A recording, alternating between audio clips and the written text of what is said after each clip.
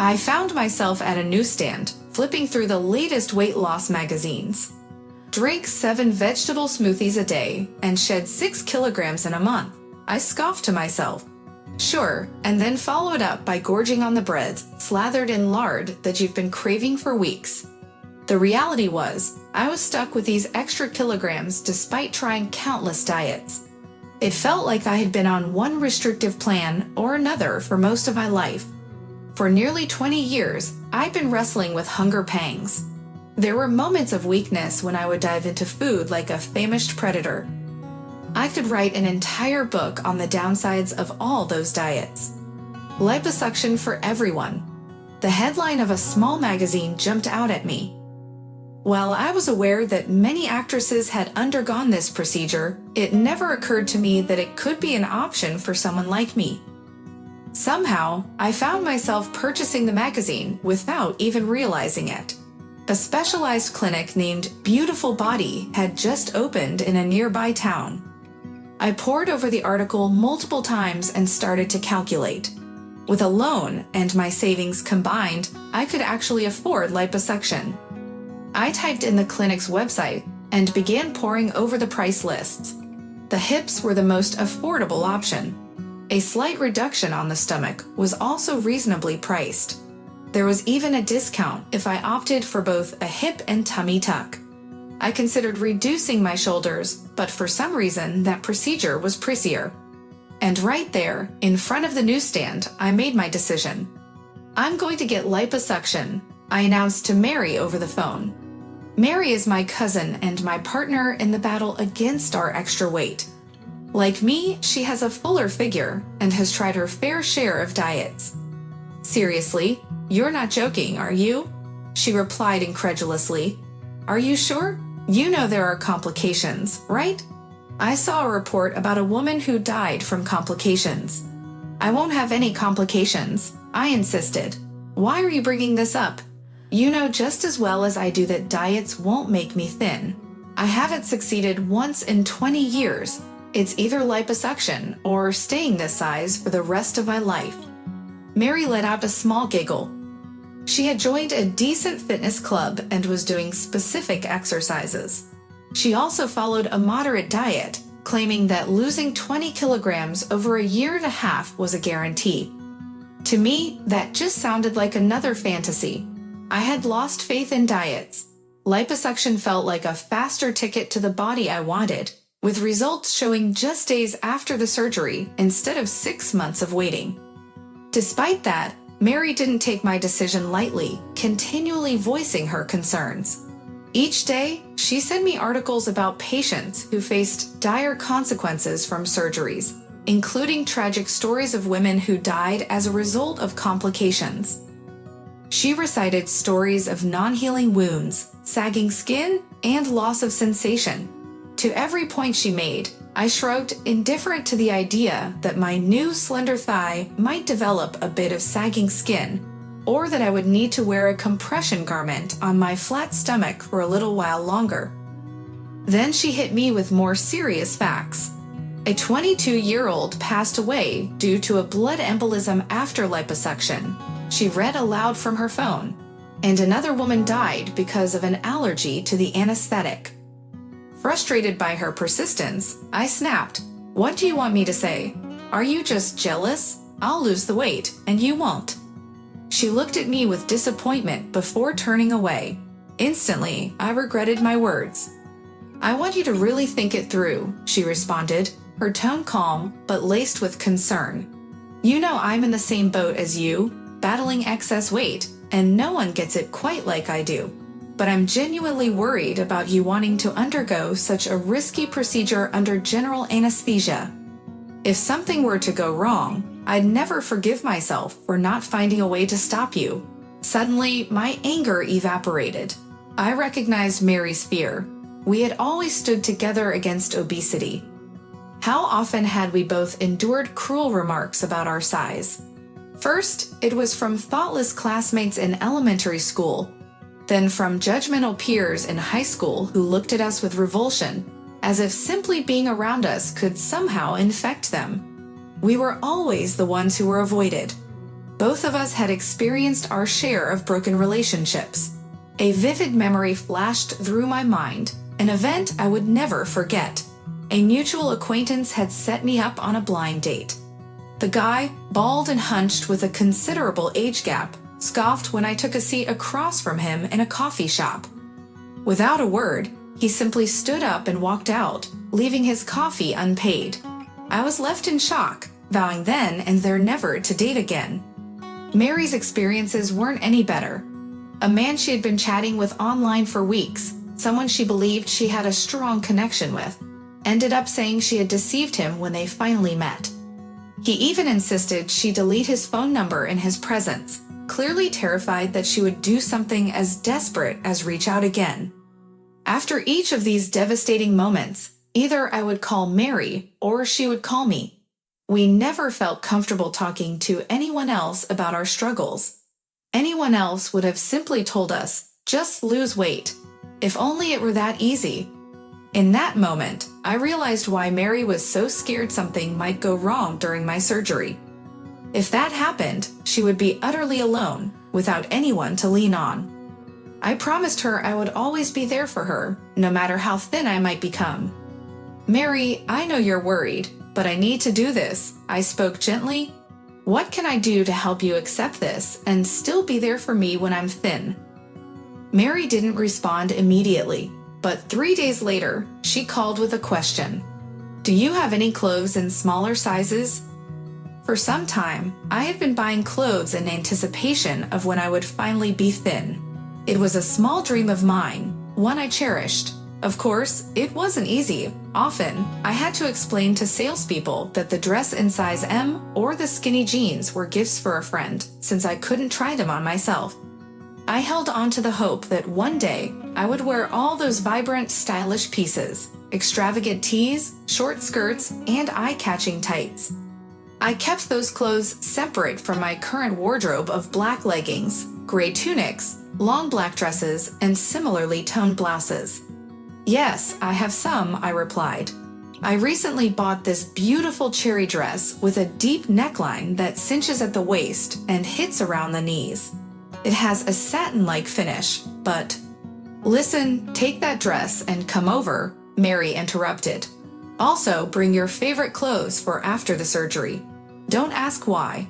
I just need it to cope with the fact that you're going under the knife. She hung up before I could respond. Since that's what she needed, I gathered my lovely clothes into a bag and headed to Mary's place. Once there, she introduced me to Samantha. With black hair tipped in blue, piercings in her eyebrows, and tattoos adorning her arms, Samantha greeted me with a smile. I'm a stylist, she said with confidence. And a seamstress, makeup artist, and image consultant, Mary quickly added. Exactly, Samantha affirmed. Your sister hired me to give you a makeover. Excuse me, I stammered, taken aback. I don't need makeup now. I won't look like this for long. I might need a new haircut or some styling advice after the surgery, but that'll come later. Look, Jean, Mary has already paid me in advance for a week of working with you, Samantha explained. This week just started, and I can't change my schedule. I have an exhibition to attend in a week, and won't be back for 3 months.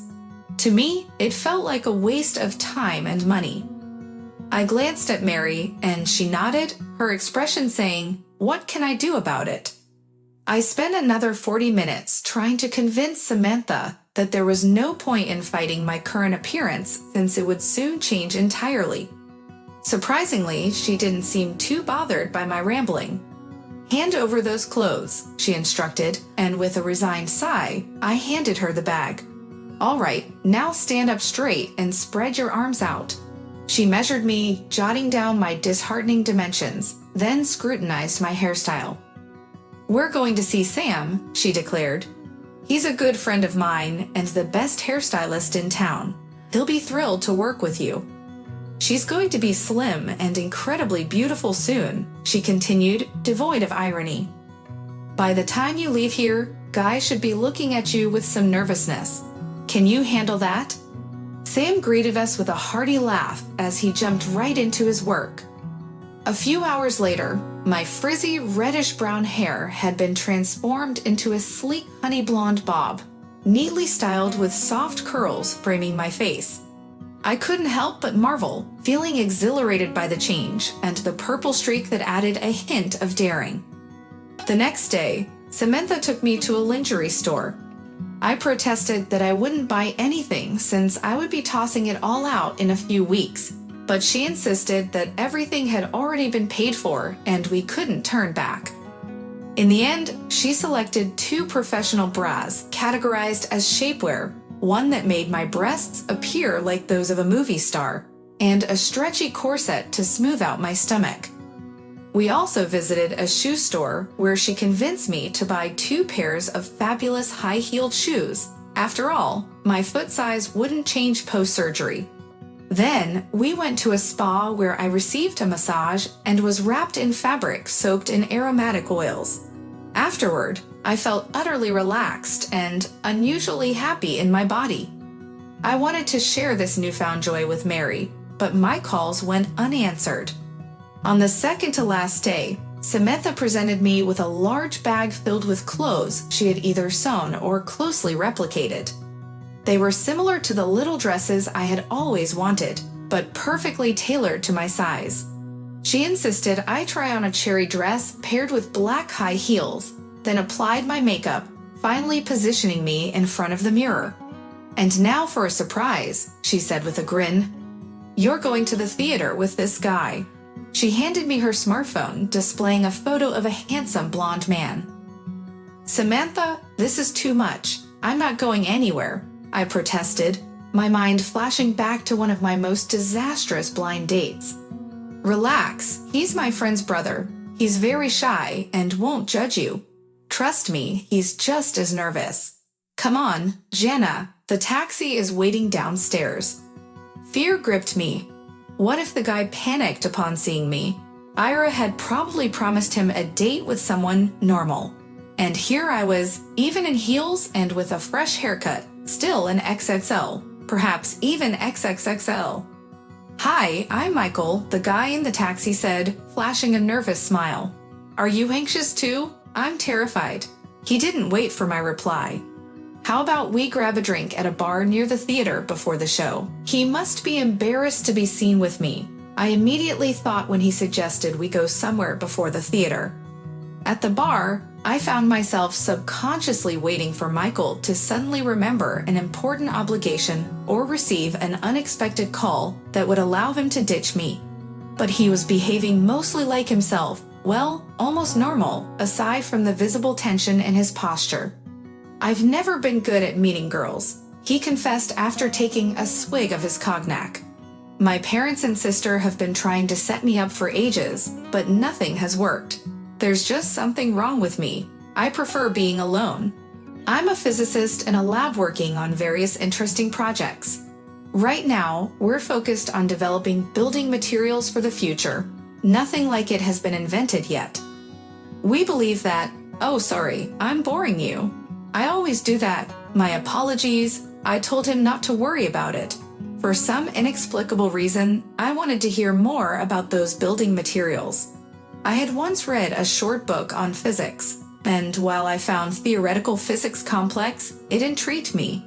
Just like Michael did, sweating with stress from being on a date and worrying about being judged or rejected. Before long, we became so engrossed in discussions about theories regarding the universe that we lost track of time and missed the beginning of the theater performance, arriving just in time for the second act. It's unfortunate that I didn't get to find out why that red-haired guy wanted to kill the limping one, but I still had a fantastic time. Michael said as we left the theater, handing me his coat from the cloakroom. "I know you're probably busy, but would you like to come to the planetarium with me tomorrow? My astrophysicist friend has a channel about supernova that you could." He trailed off, looking at me hopefully. "I'd love to," I replied without hesitation. Is this a formal event or casual?" I asked, uncertain about what to wear. "Just dress like you did today. You look amazing." He quickly added, "Oh, sorry, I really have no experience with girls." His face turned beet red. but his awkwardness and shyness only made him more endearing. I felt the urge to hug him and maybe even kiss him, but I held back. I was simply astonished that, for the first time, a guy didn't find me repulsive. He's just a nice young man, I reassured myself on the way home. This is merely gratitude. We'll be friends, nothing more. However, doubts began to creep in after our encounter. The next day was my final session with Samantha. Mary still hadn't answered my calls, only sending a message that she would contact me once Samantha had completed her work with me. "Where are we headed today?" I asked Samantha, who was driving me out of town. My mood remained buoyant from the previous day's date. "Today, we're visiting a plastic surgeon," she said, her tone serious. "This isn't my idea. I'm just here to take you to the clinic's entrance. After that, my role will end." I didn't fully process what was happening until an elderly, respectable doctor instructed me to undress and began marking my body with a black marker. "You want to remove fat from 5 areas," he said in a flat tone. "The abdomen, waist, thighs, arms, and sides. We'll make incisions here, here, here, and here. The skin will be loose here, so you'll need some tightening and stitching here. Additionally, your breasts won't match your new body proportions, so I would recommend a lift. We'll hide the stitches under your arms. It would also be ideal to remove this flap on your lower back and tighten your buttocks. There will be post-operative drains." He continued talking, running a felt tip pen over my body to mark the incisions, stitches, and drains.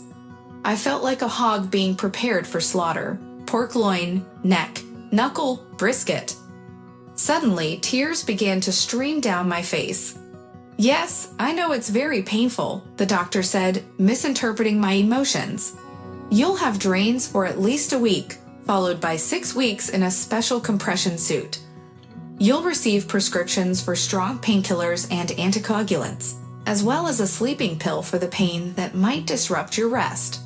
Please try to stay calm. Don't be nervous." By the time I left the office, crying and swollen, Samantha had disappeared.